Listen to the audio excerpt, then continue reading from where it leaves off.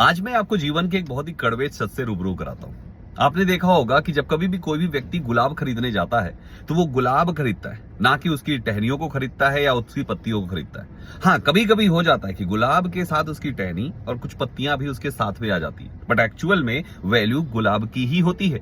जो भी कस्टमर पैसे पे करता है वो गुलाब के पे करता है, ना कि पत्तियां या टहनियों के पे करता है। अब यहां पर इस बात से अगर देखा जाए तो पत्तियों को नाराजगी हो कि बताइए, एक ही बीज से हम सब पैदा हुए हैं, लेकिन हमें कम तवज्जो मिल रहा है और इस गुलाब को ज्यादा तवज्जो मिल रहा है। तो ये सरासर उस पत्ती की बेवकूफी होगी। आप सोच रहे होंगे कि ये गुलाब पत्तियां और टहनियों की कहानी मैं क्यों सुना रहा हूं। एक्चुअली ये कहानी गुलाब पत्तियों या टहनियों की नहीं, बल्कि एक हर घर की है दोस्तों।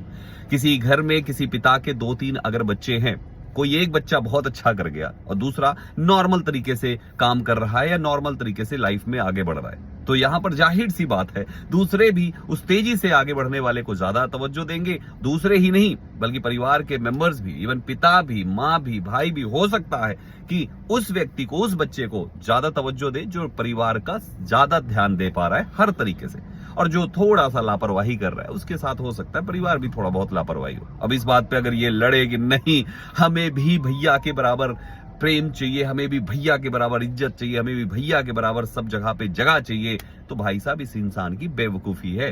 बिना कुछ किए जय जयकार नहीं होती, और आप बिना कुछ किए चाहते हैं कि आपके लिए सब कुछ होना शुरू हो जाए, तो ये चीज असंभव है। वर्तमान में अगर आपका हाल जो है वो पत्तियों के जैसे है, गुलाब की पत्तियों के जैसे है, और आप भी अपने भाई के जैसे गुलाब बनना चाहते हैं, तो बेहतर होगा कि आप मेहनत करें। परिवार में जाके लड़ने की बजाय आप मेहनत करें और अपने आप को भी उस काबिल बनाएं जिस काबिल आपके भाई ने अपने आप को बनाया है। आप देखिएगा, अभी वर्तमान में हो सकता है आपका नाम आपके भाई के साथ जुड़ने से थोड़ी से बढ़ता होगा।